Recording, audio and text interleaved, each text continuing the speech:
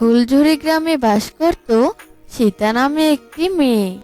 সীতা তার 1.5 বছরের ছোট বোন মিষ্টিকে নিয়ে থাকতো। কিছুদিন হলো তাদের বাবা মা মারা গেছে। কাঁদিস না বোন, কাঁদিস না। এই তো আমি তোর জন্য দুধ গরম করছি।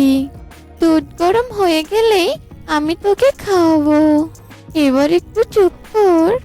এরপর সীতা দুধগুলো তাড়াতাড়ি গরম করে সেইগুলো নিয়ে মিষ্টিকে খাওয়ায়। বোনকে তো খাওয়ালাম, এখন তো আমাকেও কিছু খেতে হবে, কিন্তু ঘরে তো কোনো খাবার নেই।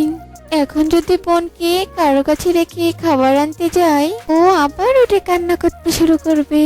থাক, আজ বরং না খেয়ে থাকি। একটু পরেই সন্ধ্যা হয়ে যায়। আর ছোট্ট সীতা সেই রাতে না খেয়ে ঘুমায়।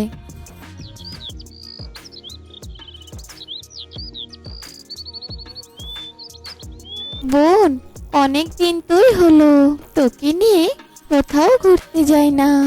চল, আমরা বরং আজ নদীর পাড় থেকে ঘুরে আসি। নদীর ধারে খোলা হয়, শ্বাস নিতে যে কত ভালো লাগে। চল চল। এই কথা বলে তার ছোট্ট বোন মিষ্টিকে নিয়ে নদীর পাড়ে ঘুরতে যায়। আর তারা অনেক আনন্দে নদীর পাড়ে ঘুরতে থাকে। হঠাৎ সীতা দেখে এক ভৈরবী মা জ্ঞান হারিয়ে পড়ে আছে। এ কি? এটা তো একটি ভৈরবী মা মনে হচ্ছে, কিন্তু এনার কি হয়েছে? ইনি এত ঝোপের মধ্যে পড়ে আছে কেন? এই কথা বলেই সীতা তাড়াতাড়ি নদী থেকে জল নিয়ে আসে। ভৈরবী মায়ের মুখে ছিটিয়ে দেয়। আর জল ছিটিয়ে দিতেই ভৈরবী মায়ের জ্ঞান ফিরিয়ে আসে। কে তুই বাছা? এভাবে আমার জ্ঞান ফিরালি? তোকে তো আগে কখনো এখানে দেখিনি। আর এটা বুঝি তোর ছোট বোন? হ্যাঁ ভৈরবী মা, এটা আমার বোন। আর আমরা এই গ্রামে একাই থাকি। আজ একটু বোনকে নিয়ে এই নদীর পাড়ে ঘুরতে এসেছি। তবে ভৈরবী মা, তোমার কি হয়েছিল যে আপনি এই ঝোপের মধ্যে এভাবে পড়ে আছিলেন? সীতার এমন কথা শুনে ভৈরবী মা মনে মনে ভাবে, একে যদি আমার সবটা বলে দেই, তবে তো আমার নিশানা এবারও পূরণ করতে পারবো না। একে বরং আমি কিছু একটা বলে দেই। আর একে তো দেখে মনে হচ্ছে ও অনেক সহজ সরল। কি হলো ভৈরবী মা, চুপ করে আছেন কেন? আসলে বাছা, আমি আমার যজ্ঞের জন্য 2 দিন ধরে উপোস আছি। তাই বুঝি মাথাটা ঘুরে এখানে পড়ে গেছি। তবে শোন, আমি এই জঙ্গলে একটা কুঠিরে বাস করি। তোদের যদি কখনো খাবারের প্রয়োজন হয়, তোরা কিন্তু আমার কুঠিরে আসিস, কেমন? এরপর ভৈরবী মা সেখান থেকে চলে যায়। আর সীতা তার বোনকে নিয়ে তাদের বাড়িতে ফিরে যায়। আমি এবার একটা শিকার পেয়ে গেলাম, তবে কেউ আমাকে এবার বাধা দিতে পারবে না। তবে আমি যে ওকে বললাম আমার থেকে খাবার নিয়ে যেতে, ও যদি কাল আমার কাছে খাবার নিতে আসে, তখন আমি ওকে কি দিব? না, আমি বরং জঙ্গলে যাই, দেখি কোনো ফল পাই কিনা। এই বলে ভৈরবী মা জঙ্গলে ফল আনতে যায়। আর কিছু ফল এনে তার কুঠিরে রেখে দেয়। আর পরের দিন সীতা তার বোনকে নিয়ে ভৈরবী মার কুঠিরে যায় খাবার আনতে। ভৈরবী মা, কাল তো আপনি বললে আপনার থেকে খাবার নিয়ে যেতে, তাই আজ আমরা এলাম। খিদের জ্বালায় বোন যে অনেক কাঁদছে। এসেছিস, ভালোই করেছিস বাছা। আজ থেকে তোরা রোজ আমার কাছ থেকে খাবার নিয়ে যাবি, কেমন? আর শোন, তোর বোনকে আমার বেশ ভালো লেগেছে। দেখতে কি সুন্দর রে বাবা। তোর বোনটাকে আমার খুব দরকার যে। আর দাঁড়া, আমি তোদের জন্য খাবার নিয়ে আসছি। এরপর ভৈরবী মা কিছু ফল এনে সীতাকে দেয়, আর সীতা ফলগুলো নিয়ে বাড়িতে চলে যায়।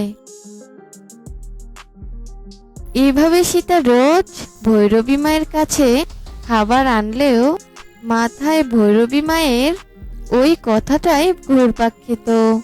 ভৈরবী মা তো অনেক ভালো, কিন্তু সেই দিন যে তিনি বললেন বোনকে তার খুব দরকার, তাহলে কি ভৈরবী মা বোনকে দিয়ে কিছু করতে চায়? তাহলে তো ভৈরবী মার কাছ থেকে অনেক সাবধানে থাকতে হবে।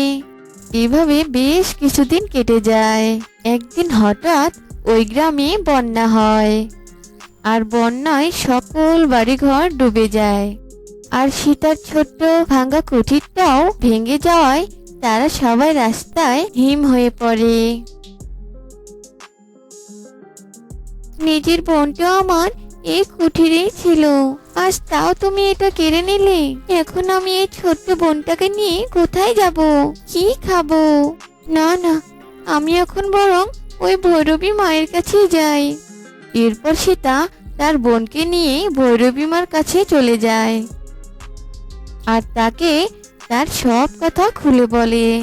এবার ভৈরবী তাদেরকে আশ্রয় দেয়, আর মনে মনে ভাবে, এ কি, এটা দেখছি মেঘনা চাইতেই বৃষ্টি, আর তো কয়েকদিন পরেই পূর্ণিমার রাত, সে তো আমার এতদিনের আশা পূরণ করতে পারবো। এইদিকে বোনকে নিয়ে ভৈরবী মায়ের কাছে থাকলেও সীতা সব সময় চিন্তায় থাকতো, যদি ভৈরবী মা তার বোনকে কোনো ক্ষতি করে ফেলে। এ কি ভৈরবী মা, আপনি আমার বোনকে নিয়ে কোথায় যাচ্ছেন? ছেড়ে দিন বলছি আমার বোনকে। চুপ করবি তুই, শয়তান মেয়ে একটা, তোকে কি আমি এমনি খাইয়ে তোর মন জুগিয়ে রেখেছিলাম নাকি? হ্যাঁ, আজ তো পূর্ণিমার রাত, আজ তোর এই ছোট্ট বোনকে বলি দিয়ে আমি চির অমর হয়ে যাব। আজ আমি অনেক খুশি রে। সীতা ভৈরবী মাকে অনেক বাধা দেয় আর কাঁদতে শুরু করে। তখন ভৈরবী মা বিরক্ত হয়ে সীতাকে বেঁধে রাখে, আর পাশেই যজ্ঞ শুরু করে। আর যজ্ঞ শেষ হলেই যেই না ছোট্ট মিষ্টিকে বলি দিতে যায়, ঠিক তখনই একটা সেখানে পরি চলে আসে। শয়তান ভৈরবী, তুই আর কতদিন এমন করবি বলতো? তোকে আমি এর আগেও শাস্তি দিয়ে নদীর ধারে ফেলে দিয়েছিলাম, তাও তোর শিক্ষা হয়নি বুঝি? এবার আর নয়, এবার তোকে আমার হাতেই মরতে হবে।